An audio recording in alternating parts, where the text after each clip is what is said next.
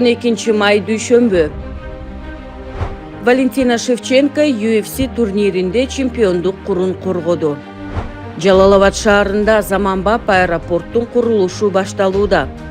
Кыргыз альпинисти Асель Байбагышева Эверестти багындырды. Аны министрлер кабинетинин төрагасы Адылбек Касымалиев дүйнөнүн эң бийик чокусун ийгиликтүү багындырышы менен видео байланыш аркылуу куттуктады. Курулуш рыногун турукташтыруу үчүн цементти ташып келүүгө убактылуу тыюу алып салынды. Садыр Жапаров өзгөчө кырдаалдар министри Бообек Ажикеевке жүктөлгөн милдеттерин тийиштүү аткарбагандыгы үчүн катуу сөгүш берди. Болот Ибрагимов Бишкек шаардык кеңешинин вице-спикерлигинен бошотулду. Президенттин тапшырмасы менен Бишкектеги жүрөк хирургиясы борборуна кошумча жабдуулар алынды. Кыргызстанда 2 жаңы министрлик түзүлдү. Бириси Агартуу министрлиги, экинчиси Илим, жогорку билим берүү жана инновациялар министрлиги болду. Улуттук банктын маалыматы боюнча марттын аягында Кыргызстандын эл аралык резерви $5 миллиард түздү. Жалалабад облусунда 879 үй бүлө көптөн күткөн батирлерине ээ болду. Долбоор мамлекеттик ипотекалык компания аркылуу ишке ашырылды. Садыр Жапаров Жалалабадтагы Кыргызстан жана Россиянын аймактарынын достук паркында болду. Мамлекет башчы шаар тургундары менен баарлашып, алардын ой пикирин жана каалоо тилектерин угуп, шаардыктар менен бирге сүрөткө түштү. 13 may шейшемби. Улуттук банк уюмдардын жана төлөм системаларынын операторлорунун уставдык капиталына жаңы минималдуу талаптарды бекитти. Ташиевдердин үй бүлөсү мунай базасын сатып, Сузакта 570 миллион сомдук оорукана куруп беришти. Ала Мүдүндө 307 гектар жер тилкеси мамлекетке кайтарылды.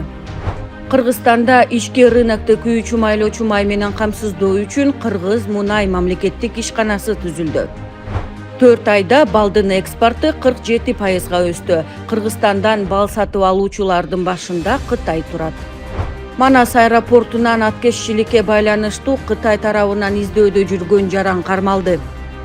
Базарлардагы соода жайларын ижарага бергендер үчүн жаңы патенттик система ишке кирет. Кыргызстан ЯЭПте жумушсуздукту кыскартуу боюнча 2-орунду ээледи. Чет өлкөлүк жарандарга санариптик көчмөн статусун ыйгаруунун тартиби жөнүндө жобо бекитилди. Президент Садыр Жапаров Жалалабад эл аралык аэропортунун курулушуна капсула салды. 14 may шаршемби. Майлуу суу лампа заводу жалпы баштапкы баасы 9 миллион сомду түзгөн 28 лотту аукционго койду. Ош мэриясына 6 жаңы кызматтык унаа белекке берилди. Демөөрчүлөрдүн аты жөнү жашыруун бойдон калды. Чүй облусунда дээрлик 6 миллион сомдук жер тилкелери менен алдамчылыкка шектелген жаран кармалды. Караколдо аянты 2,5 гектар соода базасы мэрияга өттү. Ош облусу боюнча 11 социалдык объектилерди долбоорлоого 16 миллион сом бөлүнөт. Казакстандын Fly Арыстан авиакомпаниясы июль айында Алматыдан Ысык көлгө түз авиакаттамдарды ачат. Талас облусунда балык улоого убактылуу тыюу салынды. Эми өлкө боюнча расмий каттоодон өткөн мечиттердин имамдары муфтияттын бюджетинен ай сайын 8 000 сомдон алышат. Салык кызматынын төрагасы Алмамбет Шыкмаматов популярдуу Ди Billions балдар долбоорунун командасы менен жолугушту. Каналдын авторлору Шыкмаматовго YouTube сайтында монетизацияны ишке киргизүүгө көмөк көрсөтүү өтүнүчү менен кайрылышты. Алардын айтымында мындай мүмкүнчүлүк өлкө экономикасына жыл сайын 100 миллиард сомго чейин киреше алып келиши мүмкүн дешти. 15 may бейшемби. Ош шаарында жаңы эс алуу жайы пайдаланууга берилди. Сүйүнбек Касманбетов мамлекеттик катчы кызматынан бошотулду. Анын ордуна Марат Иманкулов дайындалды. 2025 жылдын январь-апрель айларында ички дүң продукция 442 миллиард сомго жетип, 2024 жылдын ушул мезгилине салыштырмалуу 11,7%га өскөн. Республика боюнча орточо айлык акы дээрлик 11%га өсүп 40 000 сомдон ашты.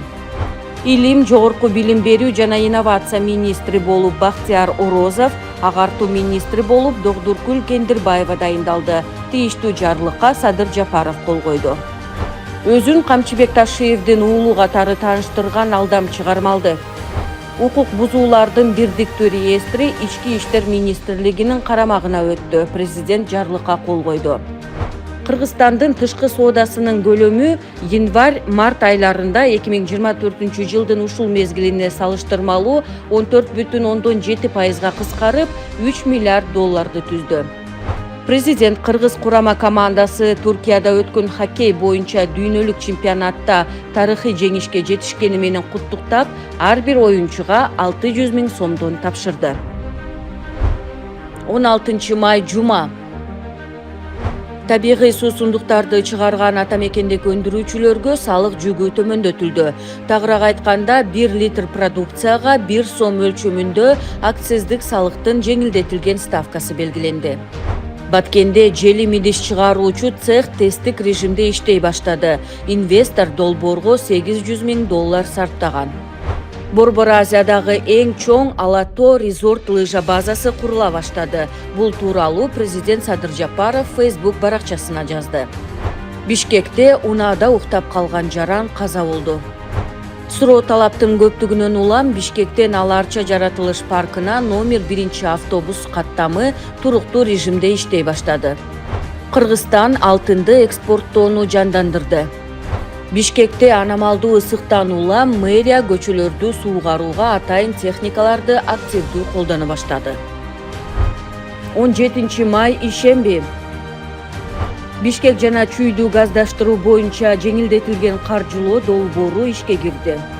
Кыргызстан менен Кытай Кашкар шаары багытында жаңы аба каттамын ачууну макулдашты. Бишкекте жай мезгилинде жүк ташуучу унаалардын кыймылына убактылуу чектөө киргизилди. Дүйнөнүн эң бийик чокусун багындырган Асель Байбагышева мекенине кайтып келди. Альпинист айымды салтанаттуу тосуп алуу иш-чарасы өттү. Бишкекте дрондордун жардамы менен жол эрежесин бузгандарды көзөмөлдөй башташты. Гапаратиев атындагы көркөм сүрөт музейинде эл аралык музейлер күнүнө карата Музейлер түнү аттуу маданий акция өттү. Келген кардарлар музейди бекер кыдырып, мастер-класстарга, көргөзмөлөргө, экскурсияларга, адабий кечелерге жана спектакльдерге катыша алышты. 18 май жекшемби. 17 майдан 18 майга караган түнү Бишкекте катуу шамал болду. Шаардын көчөлөрү чаңдан көрүнбөй калды. Айрым жерлерде бак-дарактар кулап, унааларды басып калган. Катуу шамалдын кесепетинен мамлекеттик тууга да зыян келтирилген. Жогорку сот Бишкек жылуулук электр борборунун модернизациялоодогу коррупциялык иштер боюнча мурдагы премьер-министр Сапар Исаковго карата чыгарылган өкүмдү жокко чыгарды.